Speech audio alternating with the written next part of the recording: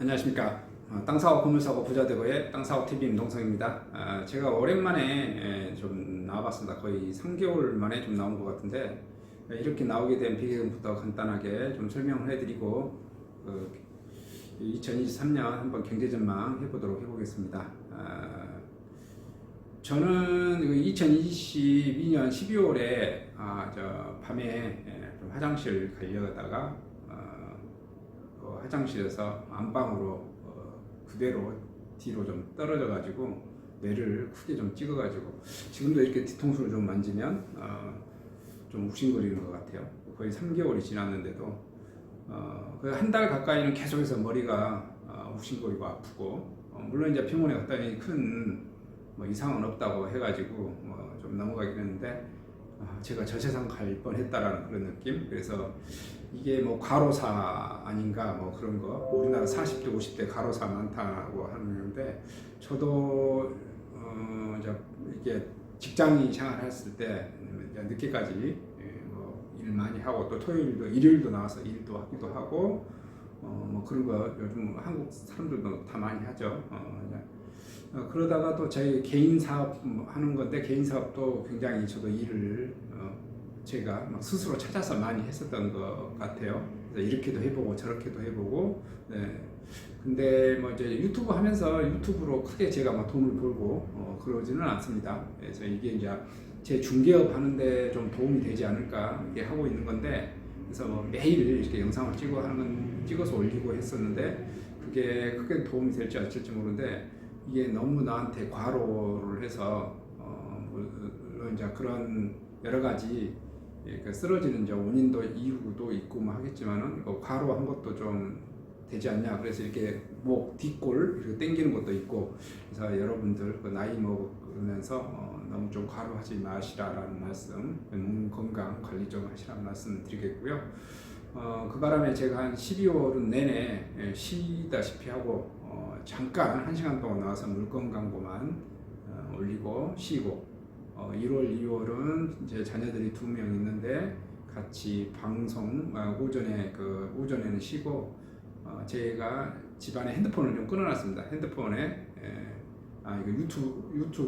인터넷을 끊어놓고 애들이 이제 뭐 그런 것 인강을 좀 듣기 위해서 이제 하스팟으로만 키워주고, 오전에 좀 해주고, 오후에는 또 제 잠깐 서너 시간 근무하다가 다시 들어가고. 그래서 이제 3월 1일이 돼서 이제 3월 내일부터 본격적으로 좀 이제 오전 오후 근무 좀 하려고 합니다. 3개월 동안 푹 쉬다가 이렇게 해서 건강 관리 좀 잘 하시라는 말씀 해드리고 시작합니다. 그리고 향후에는 유튜브 방송을 제가 개인적으로 많이 올릴 생각이 없습니다. 물건 광고만 많이 올릴 생각이고요. 부동산 관련 이런 뭐 정보 이런 것은 한 달에 한두 번이나 이렇게 올릴 생각이거든요. 그래서 굳이 많이 할 생각이 없습니다. 제 좀 능력도 딸리는 것 같고요. 자, 그러면 지금 이제 경제 전망을 전문가분들이 많이 하고 있습니다. 특히 모든 전문가분들이 하고 있죠. 은행, 증권사, 뭐 자산운용, 그다음에 교수, 뭐 경제 전문가, 그다음에 대한민국 뭐 경제 재무부라든지 뭐 이런 부서에서 일하시는 분들 다 하고 계시죠. 모든 프로에 나와서도 이렇게 말씀하시는데, 중요한 점은 뭐냐면은 다 자기 이익을 위해서 일한다는 겁니다. 근데 모르겠어요. 이제 저 같은 경우도 보면 현업 중개사들도 보면 현업 중개사분들이 뭐 모두가 다 그런 건 아니지만, 개인적으로도 이렇게 욕심내서 하시는 분들이 있죠. 어디 뭐든지 다 또 돈을 많이 돈을 어느 정도 많이 번 사람들은 안 그런 사람도 있긴 하는데, 또 돈을 많이 벌어도 더 인간의 욕심이 무한하기 때문에 그렇게 하시는 분도 있는 것 같아요. 제가 뭘 말하냐면은, 그 전문가라고 하시는 분들이 자기의 이익을 위해서 고객한테 현혹시키는 그런 행위를 하는 거죠.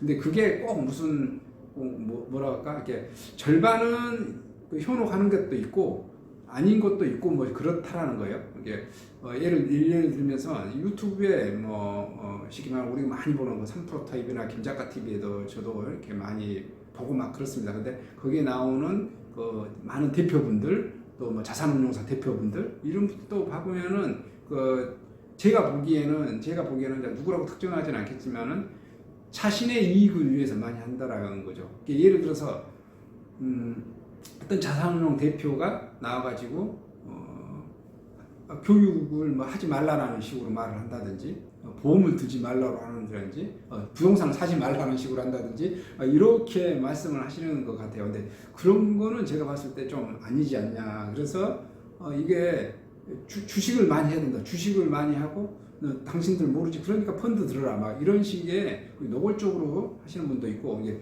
부동산도 하시면은 이제 공인중개사분들도 그렇게 노골적으로 하시는 분도 있어요. 그래서 그 전문가분들이 자기 그 이익을 위해서 이렇게 하신다라는 것을 요걸 조심하라는 거예요. 이게 지금 현재 부동산이 거시경제로 이렇게 지금 하강 국면에 있어요. 하강 국면에 있는데 지금도 미 연준을 막 공격하면서 미 연준이 하는 행위가 잘못됐다라고 하면서 미 연준은 조만간 금리를 못 올릴 거야. 그러니까 투자해 라고 하는 식으로 이렇게 브리핑하는 전문가분들이 제가 보기에는 물론 그 사람이 정말 옳아서 그렇게 말씀하시는 분도 있겠지만은 제가 보기에는 아닌 것 같은데 자기의 그 뭐라고 볼까요? 주식 수수료, 주식 회사나 증권사 같은 경우는 거래가 많이 이루어져야 그래야 이익이 있는 거잖아요. 공인중개사도 중개 행위가 많이 이루어져야 내가 중개 수수료를 많이 받을 수 있는 거죠.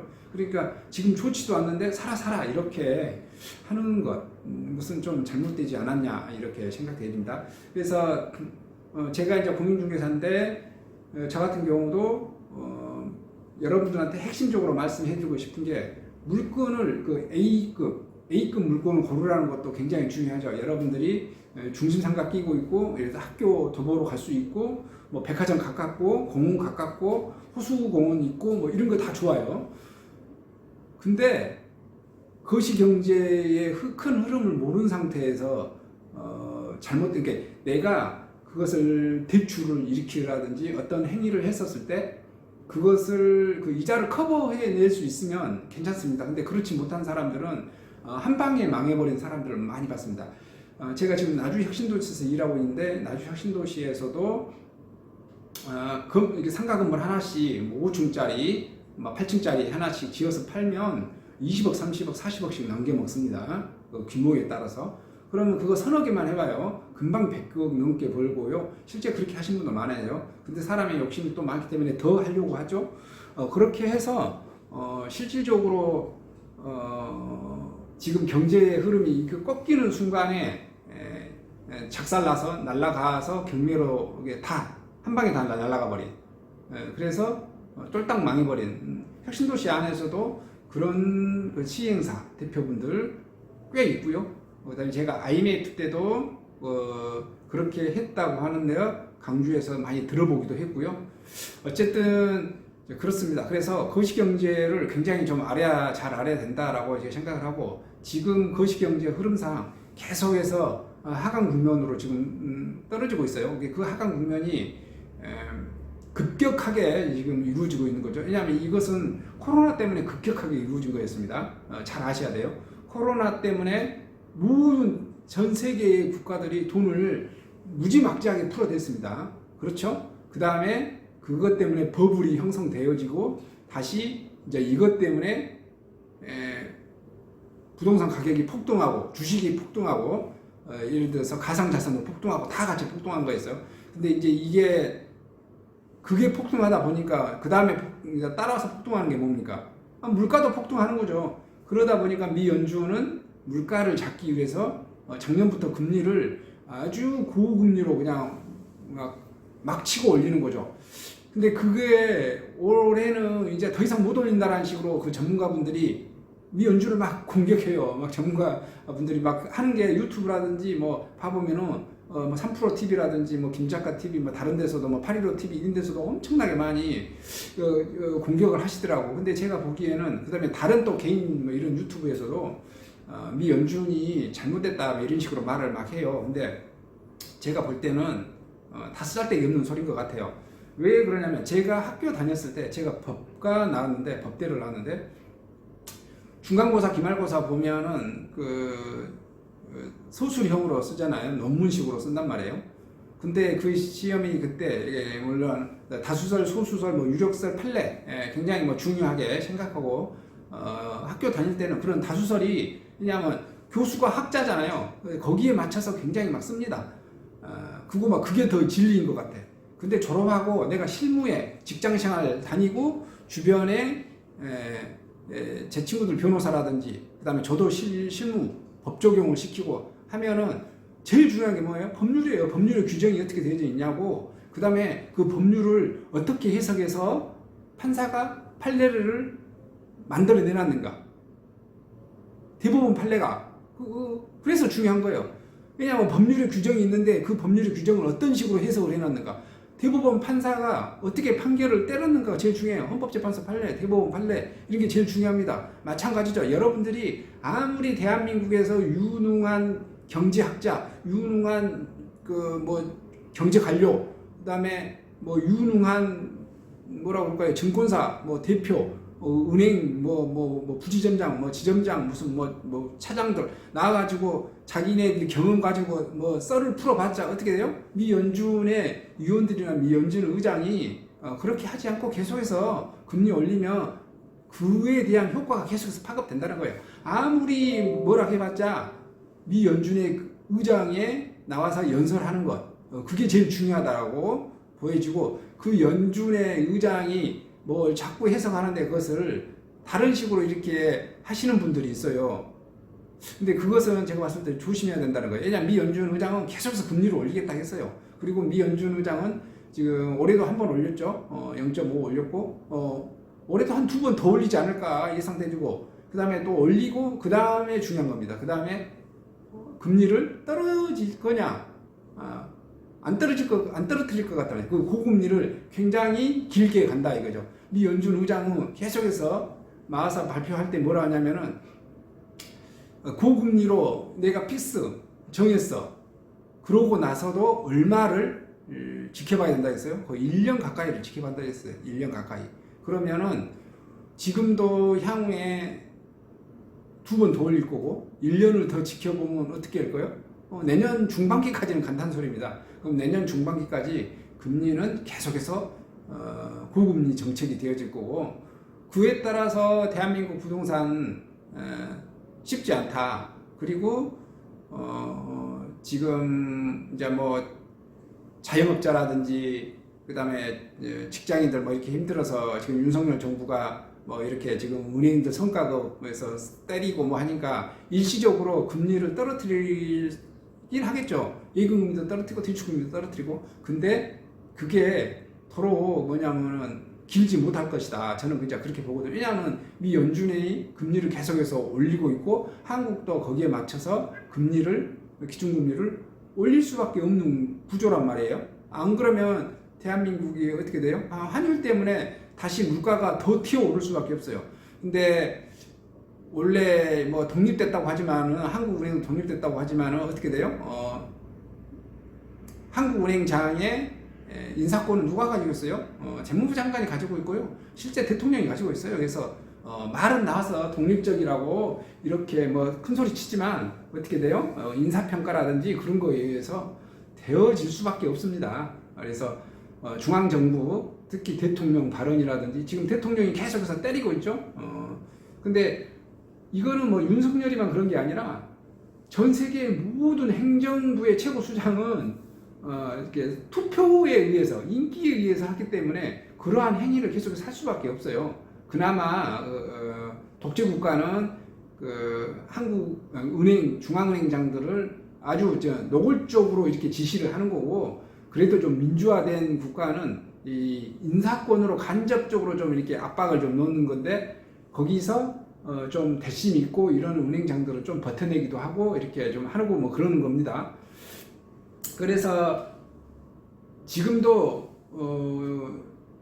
이제 한국에 있는 윤석열 정부는 부동산 규제를 팍팍 풀고 싶은데 못 풀고 있죠. 왜냐하면은 소수당이면 소수당, 지금도 다수당은 더민주당이고 그래서 시행령 정도만 풀어주고 있고요. 큰 효과가 지금 없다 이렇게 보시면 되실 것 같아요. 그래서 내년에 있는 총선 있죠. 총선에서 현재의 소수당인 여당이 다수당으로 되어져야 부동산 규제가 확 풀리고 그때 되어야 여러 가지 지금 취득세 다주택자 취득세 하면 지금도 막 12%씩 때리잖아요. 13.2%. 그러니까 살 수가 없어요. 그 다음에 뭐 종부세도 여전히 지금 종부세가 때리면 종부세가 막 1억, 2억도 지금도 여전히 맞습니다. 고급 주택 같은 경우는 서울 주택 하나씩 살 거라고 생각해 보세요. 종부세 1억씩 두드러 맞으면 그거 살 수 있습니까? 전혀 못 삽니다. 몇 천만 원씩 종부세 두드러 맞는데 추가로 살 수 없고 지금도 다주택들은 살 수 없다. 다주택자들이 살 수 있는 분위기는 여전히 다주택자들이 나아가 살 수 있는 분위기가 되어져야 투자자들 입장에서는 이렇게 치고 우상향하는 게 그래프가 확실히 뭐 나와줄 거예요. 그런데 결국은 이렇게 망가지면 언젠가는 그 정권이라고 하는 것은 교체되어지는 거예요. 만약에 내년에도 정권 교체에 여당이 다수당이 되지 못하면 그 다음 총선에서 아마 될 거예요. 왜냐하면 경제는 계속해서 망가지면 우리나라는 그래도 봐보니까 좀 여당 야당 정권도 이렇게 좌파당, 우파당 그래서 좀 이렇게 왔다 갔다리 하는 것 같아요. 어느 정도 미국처럼 왔다 갔다리 하고 있죠. 그래서 그 시스템이 그나마 대한민국 좀 시스템이 구축되어진 것 같아요. 그래서 이렇게 되어질 걸로 이제 예상되고요. 근데 이제 제 생각에는 내년 중반기나 하반기에 되어져야 이게 정치적으로 부동산 규제는 풀어져야 되는 거죠. 이렇게 해서 예상해서 그 타이밍 때 살 수 있지 않냐 생각이 됩니다. 주식 시장은 지금부터 많이 떨어졌기 때문에 조금씩 사셔도 되고요. 내게 예를 들어서 월급 500만 원 받아, 400만 원 받아, 여윳돈 100만 원이나 200만 원 있어 생활비 쓰고 그러면 그것을 계속해서 조금씩 100만 원씩, 150만 원씩, 200만 원씩 모아가는 방법은 좋다라고 보여지고요. 아니면 조금 더 모았다가 하반기나 내년 상반기 때 더 사셔도 뭐 좋다라는 게 되어지고요. 근데 부동산은 워낙 국지가 크기 때문에 이걸 살 수가 없잖아요. 그래서 내가 지금 결혼하거나 지금 주택을 마련해야 하는 사시는 지금 사셔도 저는 괜찮다고 봐요. 왜냐하면 지금 20, 30% 정도로 빠진 것도 많이 빠졌다고 보거든요. 그 다음에 이제 경우에 따라서는 40, 50% 빠지는 데도 있고 추가적으로 올 하반기나 내년 상하반기에 저 빠질 수도 있고 횡보할 수도 있고 미래는 정확히 뭐 맞출 수는 없습니다만은 어쨌든 그렇게 되어질 걸로 예상이 되어져요. 그래서 자금 여력이 뭐 이렇게 빡빡하게 돌아가신 분들은 올 하반기나 내년 중반기 뭐 하반기에 사셔도 시간은 아직 여유 있다. 왜냐하면은 더 민주당이 부동산 규제를 계속해서 강화시킬 거예요. 절대 완화시키지는 못해요. 완화시키는데 찔끔 완화시켜요. 찔끔 확실하게 투지는 못하고 있습니다. 그래서 아마 정권이 바뀌고 정권이 지금 바뀌었죠. 근데 이제 다수당이 여당이 되어졌을 때 확실하게 뭐 부동산 규제를 풀겠죠. 근데 부동산 규제를 풀어야 다주택자들이 들어갈 수 있고 그때 타이밍에 아마 되지 않을까 저는 이제 그렇게 예측을 해봅니다. 지금 나주 같은 경우는 제가 나주혁신도시에서 부동산을 하고 있는데 나주혁신도시도 아파트도 잘 거래 안 되고요. 토지 매매 거래 안 되고요. 상가도 거의 거래 잘 안 되고 있습니다. 그래서 아파트만 조금씩 거래되고 있고 이제 그 임대 같은 경우는 이제 필수 뭐니까 그 양은 예전이나 지금이나 비슷하고요. 그 다음에 이제 매매가는 지금 대장 아파트 중흥을 생각하면 중흥이 5억 찍었다가 지금 4억까지 떨어졌으니까 20% 하락했죠. 그 다음에 괜찮은 것은 지금도 호가가 4억 초반대, 그 다음에 좀 더 안 좋은 동호 같은 경우는 3억 중후반까지도 이렇게 좀 떨어지기도 하고 뭐 그런 것 같아요. 이게 더 많이 떨어졌으면 30%까지도 볼 수 있겠죠. 급하신 분들은. 그래서 이게 나주혁신도시도 좀 더 갈 것이다. 이렇게 쭉 횡보하거나 좀 더 하락할 수 있다. 이렇게 예측이 되어지고요. 그 다음에 봐보면 특이한 게 코롱 아파트가 나주혁신도시 근처에 있는 코롱 아파트가 조합 아파트 보니까 조합 아파트 물건에서 좀 신고가가 나오고 있고요.